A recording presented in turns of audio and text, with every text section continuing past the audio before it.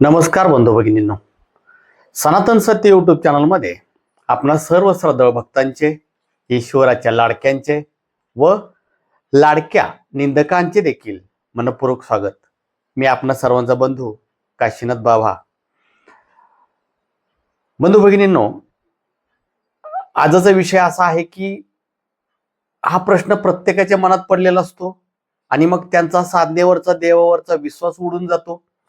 तो प्रश्न असा आहे की आम्ही इतक्या साधना करतोय तरी आम्हाला काय अनुभव येत नाहीये, सिद्धी प्राप्त होत नाहीत किंवा दैवत प्रसन्न होत नाही. आता त्याचा विषय असा आहे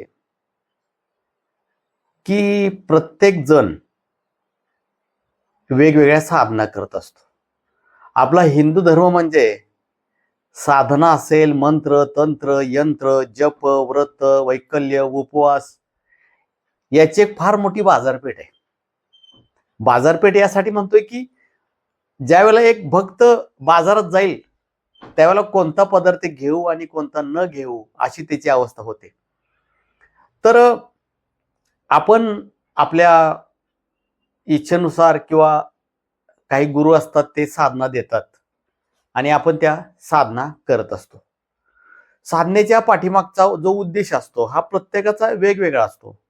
कोणाला सिद्धी हव्या असतात, कोणाला स्वतःवरचं संकट दूर करायचं असतं, कोणाला यश हवं असतं. वेगवेगळ्या साधना आहेत आणि त्यासाठी वेगवेगळी दैवत आहेत, कनिष्ठ दैवत देखील आहेत, जी तुम्हाला प्रसन्न होऊन तुमच्या इच्छित मनोकामना पूर्ण करतात.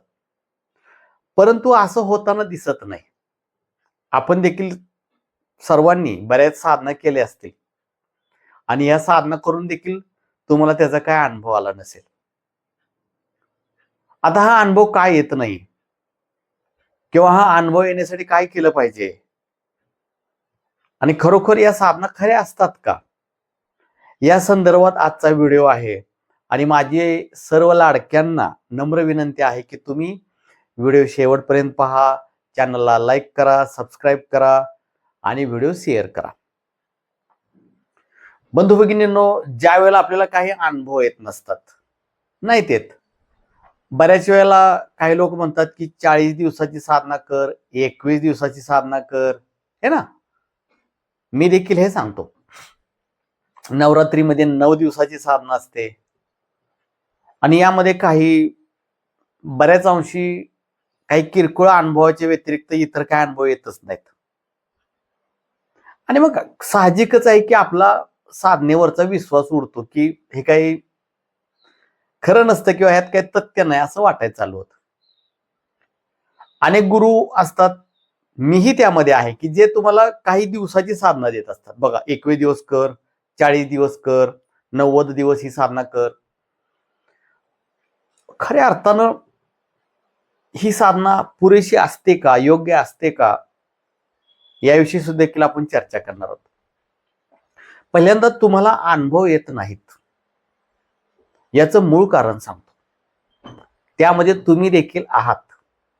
याचं मूळ कारण असं आहे की जी साधना तुम्ही करायला घेतलेली आहे, या साधनेवरती तुमचा विश्वास नाही, अजिबात विश्वास नाही. कारण तुम्ही पूर्वी पण अनेक साधना केलेल्या असल्यामुळे आणि त्यामध्ये काही अनुभव आला नसल्यामुळे तुमचा आता विचार असा तयार झालेला आहे की या साधनेमध्ये काही नसतं.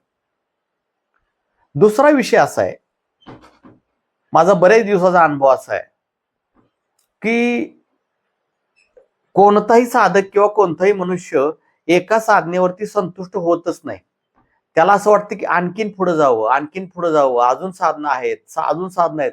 बगलामुखी झाली, तिच्यापेक्षा आता कामाख्या करू, कामाख्या नाही आता महाकाली करू, आता हे करू ते करू, असं ते करतच राहत असतात, पळत असतात.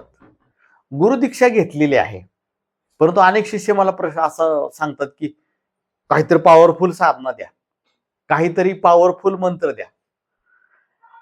जसं की आपण दवाखान्यात जातो ना, डॉक्टरांना सांगतो डॉक्टर डोकं दुखतंय, ताबडतोब राहिलं पाहिजे असं काहीतरी पॉवरफुल औषध द्या, काहीतरी पॉवरफुल द्या, काहीतरी पॉवरफुल द्या. मग तुला जो गुरुमंत्र दिलाय तो पॉवरफुल नाही का? नाही नाही, आहे आहे, पण त्याच्यापेक्षा अजून पॉवरफुल द्या, जरा भैरवाची साधना द्या, भैरवाई साधना करून झाली की म्हणतोय मग वीरांची साधना द्या, मग हे द्या, मग ते द्या. तो असा भटकत आहे. म्हणूनच मी पहिल्यांदा म्हटलं की ही बाजारपेठ आहे. इतक्या साधना, इतकं काय काय आहे की एकदा बाजारपेठेत गेलं, समजा एखादी स्त्री साडी घेण्यासाठी दुकानामध्ये गेली, तर ती ज्यावेळेला त्या दुकानामध्ये जाते, पहिल्यांदा तर काहीतरी निर्णय घेऊन गेलेले असते की या पद्धतीची मला साडी घ्यायची आहे.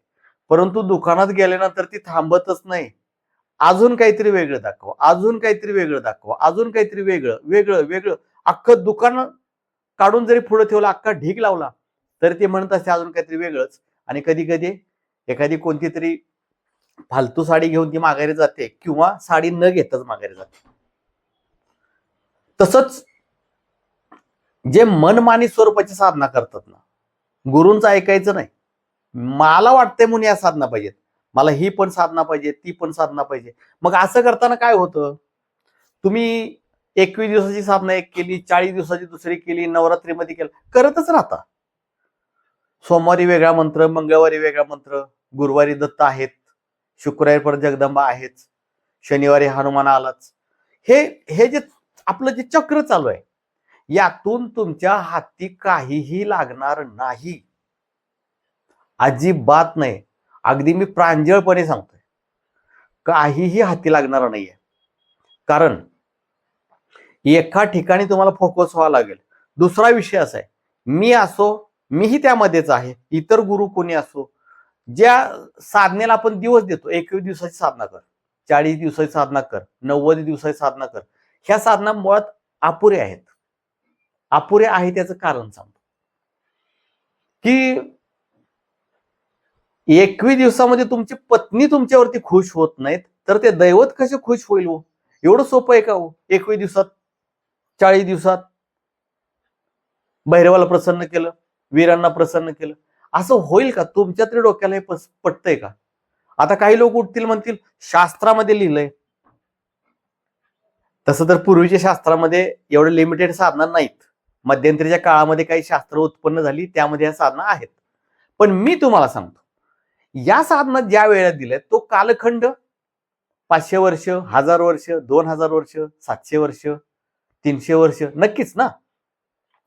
मग त्यावेळेला या पृथ्वीवरचं वातावरण सात्विक होतं, माणसं चांगली होते, गुरुवर्य चांगले होते, सर्वांना जाण होती, पुण्यानं काम करत होते, हे अन्न सुद्धा चांगलं होतं, पाणीही चांगलं होतं, काही दूषित झालेलं नव्हतं, कुठेही पाप वाढलेलं नव्हतं, माणूस माणसासारखा वागत होता, माणसाला देवाची किंमत होती, माणूस जबानीला किंमत देत होता. हे बरंच काय. त्या काळामध्ये 21 दिवस, 40 दिवस, 90 दिवस नो प्रॉब्लेम, कारण त्यांच्यामध्ये ती शक्ती होती, निसर्ग पण त्यांना साथ देत होता. आजच्या काळामध्ये तुम्ही ज्या साधना करता, एवढ्या दिवसात होतील का हो? मग तुम्ही म्हणा तुम्ही आम्हाला देता, ते काय देतो, ही सिद्धीची साधना नाही. मी पुन्हा एकदा सांगतोय, मला माहित आहे ना तुम्ही सिद्धी प्राप्त करू शकता का नाही, ते मी ओळखतो ना. ही सिद्धीची साधना नाही, ही कृपेची साधना आहे. त्या दैवताची आपल्यावर कृपा राहावी, पाठिंबा राहावा, एवढीच ही साधना आहे. आता आपण आपल्या गादीला जो क्षेत्रपाल वीर आहे, 52 वीरापैकी एक क्षेत्रपाल वीर, ज्याच्या पुढे दुष्ट शक्ती थरथर कापते, अनेकांना याचे अनुभव आलेत आपल्या गादीला आलेल्या. तर हा जो क्षेत्रपाल वीर आहे, याची मी तुम्हाला 21 दिवसाची साधना दिलेली आहे. पण मी करताना 1.25 वर्षाची साधना केली, 1.25 वर्ष गेलं माझं त्यामध्ये. याचं कारण सांगतो, तुम्हाला कृपा प्राप्तीसाठीची साधना आहे, सिद्धीची साधना नाहीये. त्याचे नियम फार कडक आहेत आणि त्या काळामध्ये जे सांगितले ते आता आपल्याला लागू होणार नाहीये. मला तुम्ही सांगा, आपण गुरु बदलण्यामध्ये एक्सपर्ट असतो. हा गुरु चांगला नाही, दुसरा, दुसरा तिसरा, चौथा, पाचवा, सहावा, सातवा असे गुरु बदलतो, देव बदलतो. आता हे देव बाद झाला, आता तो देव नाही तर तो देव, देव बदलतो, विचार बदलतो. आपण कुठं फिक्स आहे? त्याच पद्धतीने आपल्याला साधना बदलायची पण सवय आहे. ही साधना नाही झाला, आता दुसरी करून बघतो, आता तिसरी करून बघतो. पण तसं नाही ना. एकच साधना घ्यायची असते आणि ती साधना सिद्धी मिळेपर्यंत करायची असते. लक्षात घ्या, एखादा भला मोठा दगड आहे आणि त्याला तुम्हाला फोडायचंय आणि त्या दगडाची क्षमता आहे की यावरती 100 हातोड्याचे घाव घातल्यानंतर 100व्या घावाला हा दगड फुटणार आहे. तर तुम्ही 100 दगडावरती एक एक घाव घातला तर तो दगड फुटेल का? तुम्हाला एकाच दगडावरती 100 घाव घालावे लागतील, त्यावेळेला तो दगड फुटेल.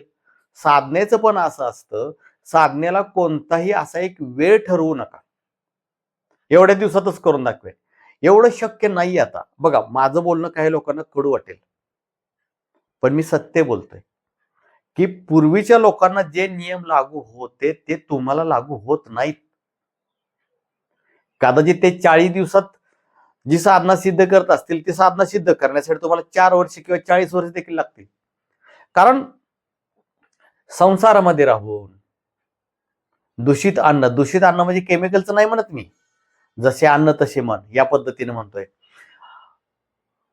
म्हणजे जे पतंजली शास्त्रामध्ये जे आपल्याला सांगितले ना, पतंजली योग शास्त्रामध्ये जे नियम सांगितलेले आहेत, हे नियम करूनच साधना करायची असते. हे आपण करत नाही. ऑफिसमध्ये येतो, बायकोवर भांडण करतो, बसला साधनेला. स्त्री असेल तर भांड्या पडते, मुलांना झोपडते, परत बसली साधनेला. झाली आमची 21 दिवसाची साधना. आम्हाला कुठं क्षेत्रपाल वीर प्रसन्न झाला? होणारच नाही. मग आम्ही साधना केलेली वाया गेली का? नाही. मी तुम्हाला साधना देतोय किंवा इतर गुरु तुम्हाला ज्या काही साधना देतात त्या साधना वाया नाही जात. त्या दैवताची कृपा तुमच्यावर राहते, नक्कीच राहते. पण ज्या उद्देशानं, ज्या बेनिफिटसाठी तुम्ही साधना केलेल्या आहेत त्या तेवढ्या दिवसात होत नाहीत. त्याचे काही नियम आहेत, अटी आहेत. हे प्रचंड स्वरूपात पालनूक करून आपल्याला ते मिळवावं लागतं. आपली पद्धत अशी झालेली आहे की या मंत्रापेक्षा पुढचा मंत्र पॉवरफुल आहे, त्याच्या पुढचा हे यंत्र, ती माला, ते असं करत करत काही घरामध्ये 33 कोटी देव निर्माण करून ठेवलेत. काहींचा देवारा पाहिला तर सगळे देवच देव, कुणाला पूजायचं कुणाला काय करायचं, गळ्यात नुसत्या माळाच माळा, सगळी यंत्रच यंत्र. अशा पद्धतीचे लोक असतात ना, ते स्थिर नसतात. नुसतं पळायचंय, इथं काय मिळतंय का बघू, तिथं काय मिळतंय का बघू. कधी या गुरु जवळ थोडा वेळ थांबला, परत पुढे पळून गेला, परत दुसरा गुरु, परत तिसरा देव, चौथा मंत्र. माझी हात जोडून विनंती आहे, असं जर तुम्ही करणार असाल तर काहीच करू नका. चॅलेंज आहे माझं, तुम्हाला कधीच काय मिळणार नाही. आणि किरकोळ अनुभवाला अनुभूती किंवा साक्षात्कार म्हणू नका. साधना काळामध्ये आपलं मन सगळं तिथं स्थिर झालेलं असतं. काही छोटे मोठे चुटपुट अनुभव येत असतात, त्याला तुम्ही सिद्धी किंवा फार मोठा अनुभव असा म्हणू नका, असं नसतंय ते. त्यामुळं माझी विनंती काय आहे, साधनेचा कालावधी वाढवावा लागेल. तुम्हाला तुमच्या गुरूंना सांगावं लागेल की मला हे सिद्धीसाठी साधना करायची आहे, त्या पद्धतीनं त्या साधना करावं लागेल. कृपेसाठीच्या साधना मग आहेत की 40 दिवस, 21 दिवस किंवा नवरात्रीमध्ये, ग्रहणामध्ये याची साधना करतो त्या कृपेसाठी. हा, आता नक्कीच शेकडो वर्षापूर्वी, हजारो वर्षापूर्वी 3 दिवसात पण सिद्धी प्राप्त करणारे लोक असतील, एका दिवसात पण सिद्धी प्राप्त करणारे लोक असतील. त्यांचं मन तसं होतं, वातावरण तसं होतं, त्यामुळे ते होत होतं. आता शक्य नाही. आणि मी एकटा बोलतोय असं नाहीये, तुम्हाला प्रत्येकाला अनुभव आहे हा. नुसतं स्वप्न पडलं काय झालं असं नाहीये, ते किरकोळ अनुभव असतात. पण मोठा अनुभव जो असतो हा सिद्धीमध्ये मिळत असतो. आणि ह्या किरकोळ गोष्टी अशा सहज होत नाहीत, किरकोळ साधना करून अशा होत नाहीत. आणि मग जर कोणी मला म्हणेल की मग तुम्ही आम्हाला एवढ्या इतक्या दिवसात साधना का देताय, अरे तुम्ही ते करू शकत नाही ना. माझा उद्देश काय की त्या दैवताची कृपा तुमच्यावर असावी यासाठी साधना दिली. सिद्धीसाठी साधना असतील त्या वेगळे, त्या पद्धतीने असतील. शास्त्र प्रमाण काही देऊ नका, ग्रंथ काढून मला अजिबात दाखवू नका. याचं कारण ते जे ग्रंथ ज्या कालखंडात लिहिलेले आहेत, ज्या मानसिकतेने लिहिले आहेत, ज्या लोकांनी लिहिलेले आहेत, ते उच्च होते, श्रेष्ठ होते. तो काळ अत्यंत पवित्र होता, पुण्य पावक होता, ईश्वराला मनुष्य मानत होता. आज गुरुला फेकून देतात, ईश्वराला फेकून देतात. अशा लायकीचे लोक काही 40 दिवसात, 21 दिवसात सिद्धी प्राप्त करतील का? असं नाही होणार. या भ्रमात राहू नका. प्रखडपणे सांगतोय की मी हे चुकीचं आहे. यासाठी वेगळे नियम आहेत, हे असे व्हिडिओमध्ये सांगून चालणार नाहीत. किंवा त्या कसोटीचा शिष्य असावा लागतो, त्याला त्या साधना देता येतात. बाकीचे केवळ कृपा प्राप्तीसाठी साधना करतात. दुसरी गोष्ट माझी तुम्हाला एक आवर्जून विनंती आहे, तुम्ही गुरुमंत्र घेतला असेल ना, तर तुमचा विश्वास गुरुमंत्रावर पाहिजे. बस मरेपर्यंत गुरुमंत्र करेल. सिद्धी मिळेलच, मुक्ती मिळेलच, सर्व काही होईल. एका ठिकाणी टिकून राहणं, एकाच मंत्रावरती.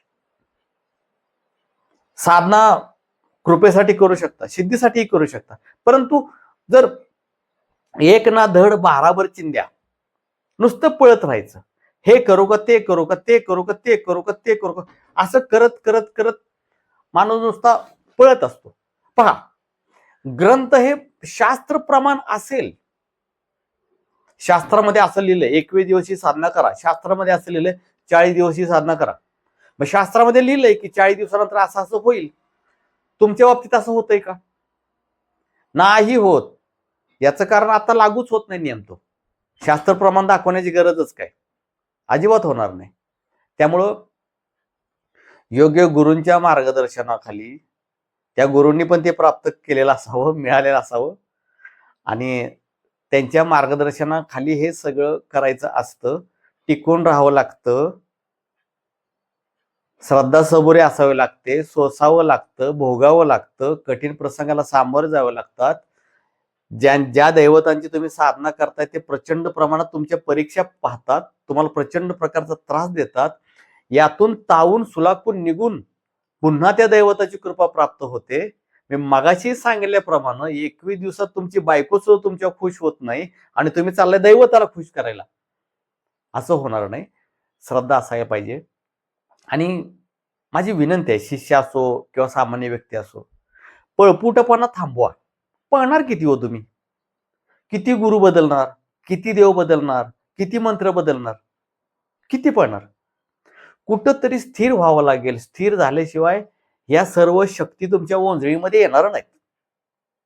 आणि साधनेचा विषयच असा असतो, मगाशी सांगितल्याप्रमाणे दगडावरती एकाच घाव घालावा लागेल तुम्हाला. केवळ चांगलं वाटतंय, खतरनाक वाटतंय. काय काय लोक म्हणतात आम्हाला काहीतरी खतरनाक साधना द्यावं, सर्व शत्रू गार पडले पाहिजेत, काहीतरी जबरदस्त साधना द्यावं, करणी धरणी सगळं पळूनच गेलं पाहिजे. मग तुला दिलेला गुरुमंत्र पुरेसा नाहीये? एक राम नाम आहे ना, राम नाम घेतलं ना तरी सर्व होऊन जाते. राम नाम उलट घेतलं तरी होऊन जातंय. पण आम्हाला काय वाटतंय, डॅशिंग, याच्यापेक्षा याच्यापेक्षा याच्यापेक्षा. जसं आपण गाड्या घेतो ना, डिस्कवर नको, बुलेट, बुलेटच्या पुढे अजून दुसरी गाडी, परत थार, परत हे हे हे जी चॉईस करायची सवय लागली ना आम्हाला, तसंच आम्ही अध्यात्मामध्ये पण करतोय आणि त्यामुळे हे प्रॉब्लेम आहेत. तर मी तुम्हाला एक सांगतोय, हात जोडून सांगतोय, कळकळीची विनंती करून सांगतोय, तुम्ही एका ठिकाणी स्थिर व्हा, एकाच साधनेवरती स्थिर व्हा. एका दिवसात, एका वर्षात काहीच होणार नाही, काहीच होणार नाही, अजिबात नाही. आजही सांगतोय, अध्यात्मामध्ये शॉर्टकट नाही. कोणी जर तुम्हाला काय फसवून काय सांगत असेल, त्यांचं त्यांना लकलप होऊ दे. मी सांगत नाही, मी काय सांगतोय, अध्यात्मामध्ये शॉर्टकट नाही. तुम्हाला तेवढे दिवस द्यावे लागतील, परीक्षा होतील, पळपुट्यांचं हे काम नाहीये. म्हणून माझी एक विनंती आपणास, की साधना करत असताना धावपळ करू नका, स्थिर राहा, योग्य गुरूंचं मार्गदर्शन घ्या. तसेच आपण सर्वांना माझी विनंती आहे की आपल्या इथं काळेश्वरी उपासना केंद्रावरती 29 जुलै रोजी गुरुपौर्णिमेचा कार्यक्रम पार पडणार आहे, होणार आहे. जे माझे शिष्य आहेत ते येणारच आहेत. त्याचबरोबर व्हिडिओ पाहून जे मला गुरु मानतायत, ज्यांना माझे विचार पटतायत किंवा ज्यांना यायचं आहे, ते देखील या कार्यक्रमाला येऊ शकता. फोन नंबर दिलेला आहे. कोणाला ऍड्रेस हवा असेल तर ऍड्रेस दिला जाईल. आपलं सर्वांचं स्वागत आहे. पुन्हा एकदा सर्वांना जय आदिशक्ती.